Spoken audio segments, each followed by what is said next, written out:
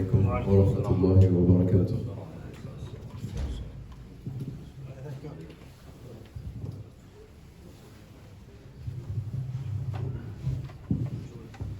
الله أكبر الله أكبر الله أكبر الله أكبر أشهد أن لا إله إلا الله أشهد أن لا إله إلا الله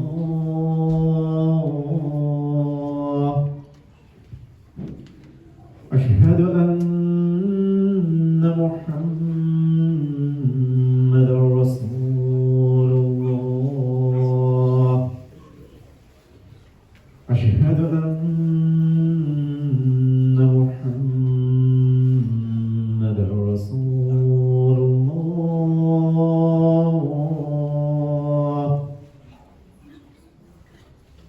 حي على الصلاة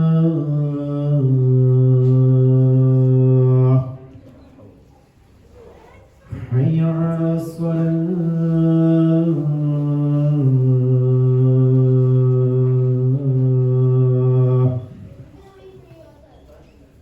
حي على الفلاح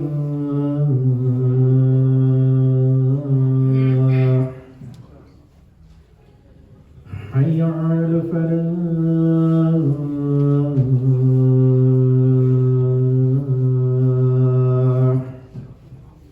الله أكبر الله أكبر لا إله إلا الله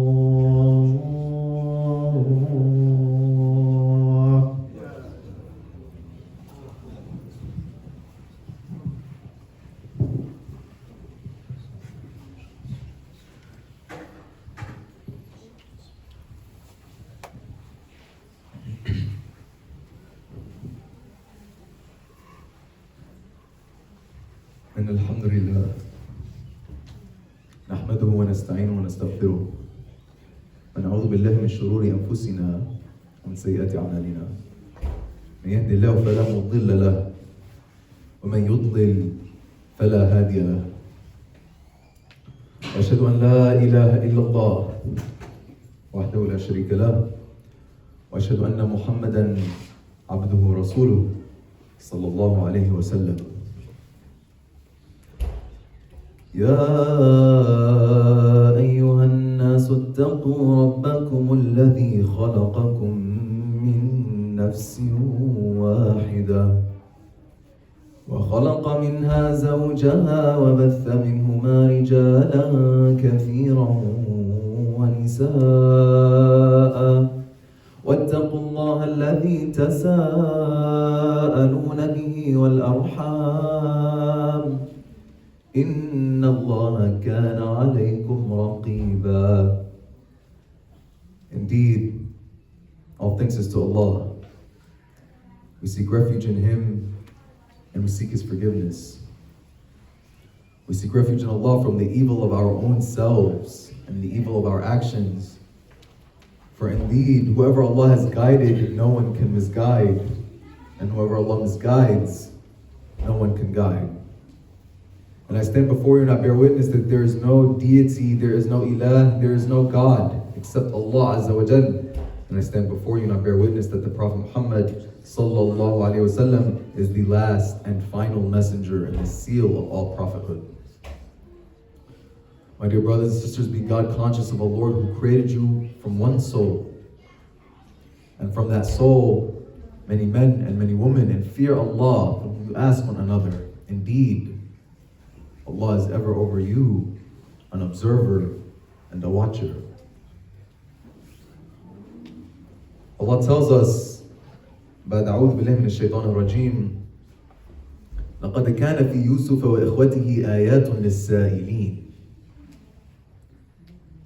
certainly were there in Yusuf, and his brothers signs for those who ask. The story of Yusuf alayhi salam has many, many lessons. And Allah is telling us that you will only receive, you will only gain from the signs, you will only learn the lessons if you are first inquisitive. You have to wonder, you have to ask. You have to ask yourself about what happened with the story of Yusuf alayhi salam and his father Yaqub alayhi salam.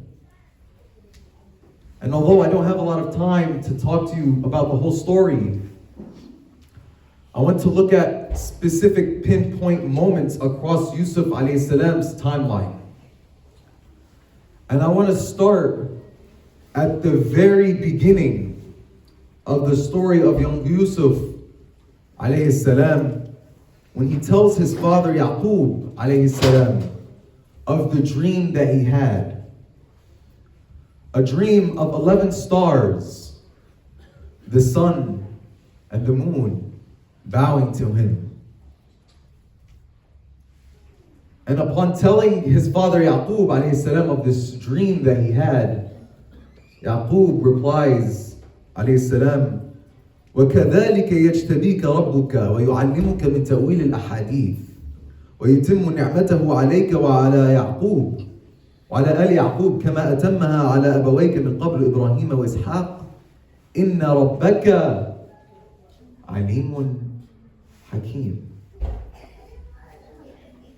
And it will be in this way that your Lord will choose you and teach you the correct interpretations of events and will perfect his bounty upon you and upon the house of Yaqub as he has perfected it earlier upon your forefathers Ibrahim and Ishaq.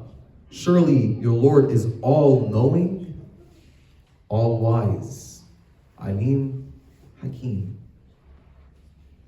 Now we fast forward to the very end of the story, where Yusuf now becomes the ruler of Egypt. And he meets and is reunited with his father, Yaqub alayhi salam. And after the dream comes true, where his 11 brothers, his father, and his mother are bowing to him, Yusuf did not forget the lesson that his father taught him when he told him about the dream in the first place. His son, Yusuf, tells his father now, وَقَالَ يَا أَبَتِي هَذَا تَأْوِيلُ رُؤْيَايَ مِنْ قَبْلِ قَدْ جَعَلَهَا رَبِّي حَقًّا وقد أحسن بي إذ أخرجني من السجن وجاء بكم من البدو من بعد أن نزغ الشيطان بيني وبين إخوتي إن ربي لطيف لما يشاء إنه هو العليم الحكيم. He said, my father, here is the fulfillment of my early dream. My Lord has made it come true.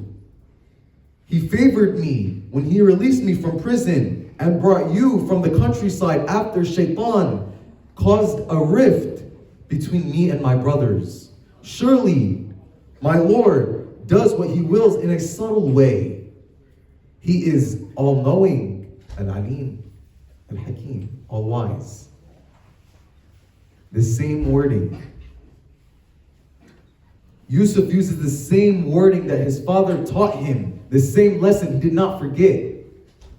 Many years later, Yusuf still remembers the lesson that his father taught him. The description of Allah Azza wa Jal, that he is Al-Alim, Al-Hakim. What a powerful description of Allah. Yusuf, who was stripped from his family for years. Why? Because it was never about his family. Yes, your family is your support system. Yes, your family is a place of comfort. Yes, your family brings you happiness and joy. But Allah is all-knowing, of your affair and the state that you're in, Al-Alim, and He is all knowing of why you're in the state that you're in, Al-Hakim. Sometimes your family, the people that were most closest to you, cannot help you. You're in the test alone. But here Allah is telling us, hey, it's just you and I. Everyone has a direct relationship with Allah. Everyone has a direct connection with Allah. But we are all on different levels. Some strongly connected, while others are lack thereof. We don't need a priest or middleman to intercede between us and God. A connection between the Creator and the creation. When we sin, we turn to Allah. When we are in trouble, trial, tribulations, we turn to Allah. When we are in difficulty, we turn to Allah. When Yaqub alayhi salam received the news that he had lost his son,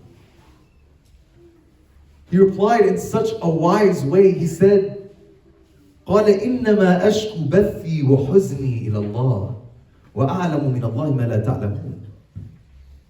He said, I only complain of my suffering and my grief to Allah, and I know from Allah that which you do not know. Look at the relationship. Look at the connection that he has with Allah.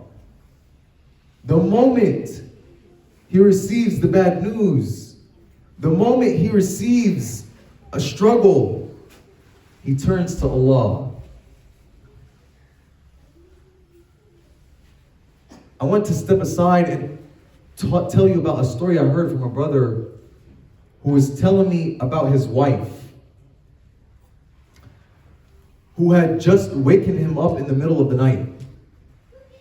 And she was worrying about a particular situation, and it was worrying her so much that she woke up in the middle of the night and woke her husband up. She wanted to talk to him, vent to him. And her husband politely woke up, and he replied to her saying, I can listen to your worry, no problem. But the one who has the power to fix your problem is Allah Azza wa Jal. How profound is it that you save your worry, you save your struggle, you save your complaints for the middle of the night, in the last third of the night, to complain to Allah. Because Allah stands calling, asking, seeing which of his servants will come. He calls. Who will call on me so I can answer? It was narrated from Abu Hurairah, may Allah be pleased with him, that the Messenger of Allah sallallahu alaihi wasallam said, our Lord, may he be pleased, may he be blessed and exalted, comes down to the lowest heaven every night when the last third of the night is left, and he says, who will call upon me so that I may answer him? Who will ask of me so that I may give him? Who will ask for my forgiveness so I may forgive him? Whenever you're worried, whenever you're troubled, don't immediately turn to your wife. Don't immediately turn to your mom. Don't immediately turn to your brother, your father, your uncle, your grandfather, whoever. Yes, they are close to you. Yes, you should seek help. But there is power, there is emphasis, there is meaning when the first thing you do when the trial hits you is turn to Allah. There is meaning. Before you turn to a human being, you turn to Allah.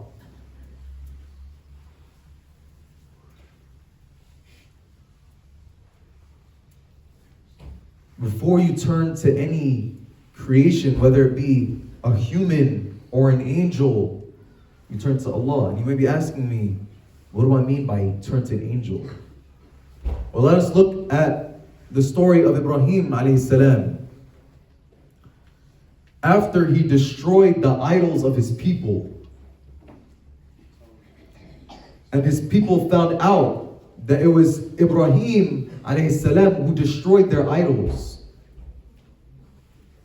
So they took Ibrahim and they decided to give him a capital punishment, to throw him, to sentence him to death by throwing him in the fire. So they gathered together in a ceremony, built this huge fire to throw Ibrahim alayhi salam. And before, or as he's being thrown, Angel Jibreel comes down. He says, Ya Ibrahim, oh Ibrahim, do you need any help? And Prophet Ibrahim alayhi salam replies, he says, if it is from you, no. He's about to be thrown to his death in one of the worst ways possible, to be burned to death. And here Angel Jibreel is coming down saying, do you need any help? And Ibrahim alayhi salam replies, if it's from you, no. It is only then that Allah comes in and says, قُلْنَا يَا نَارُ كُونِي بَرْدًا وَسَلَامًا عَلَى إِبْرَاهِيمَ. We said, O fire, be coolness and peace upon Ibrahim. And here you're asking me, how can a fire be anything other than hot? But this is the result of the one who puts their trust in the Creator, who asks their Creator. Allah will save you from the fire. Allah will split the sea for you. Allah will open doors that you never even knew existed. And He will make the impossible possible. أقول قولي هذا واستغفر الله لي ولكم فاستغفروه إنه هو الغفور الرحيم.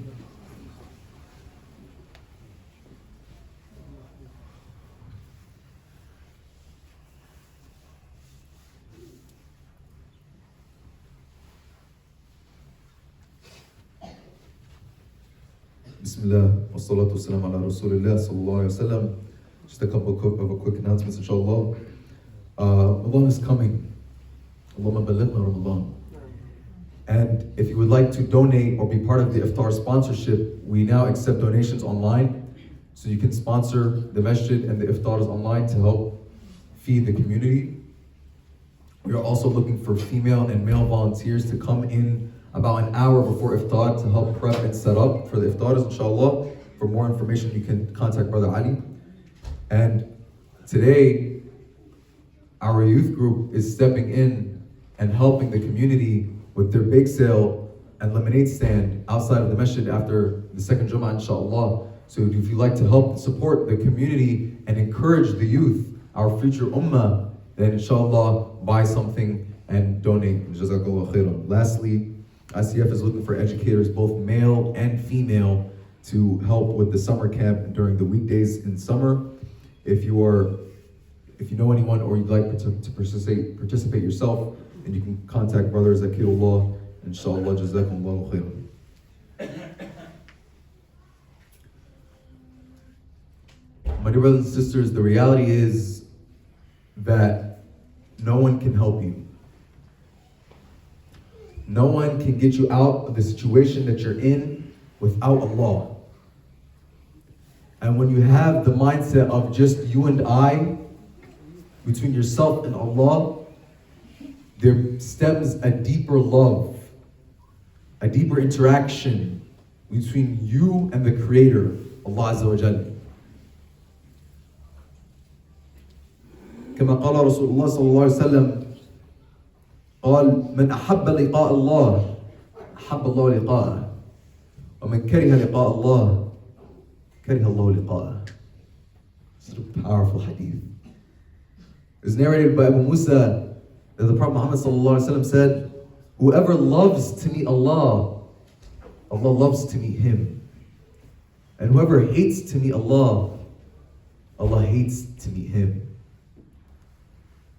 To want to meet Allah, to be amongst the ones that Allah loves.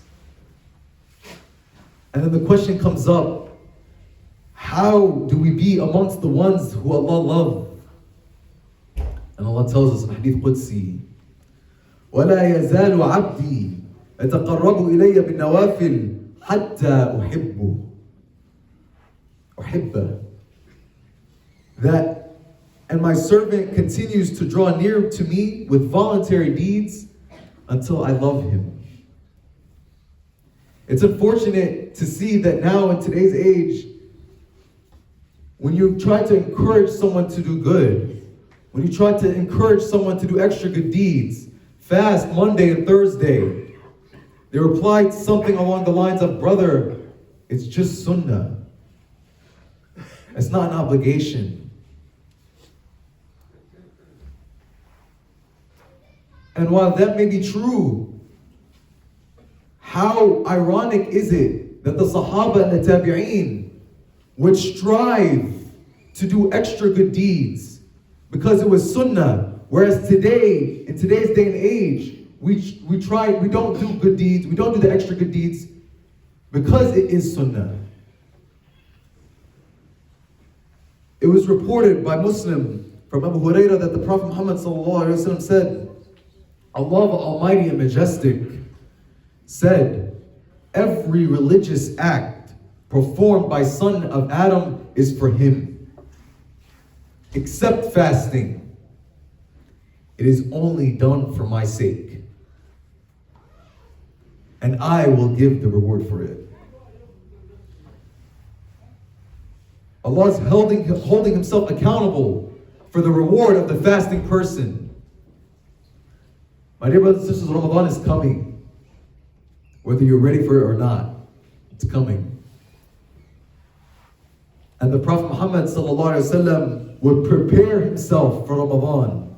And when Ramadan came, he would strive to do extra.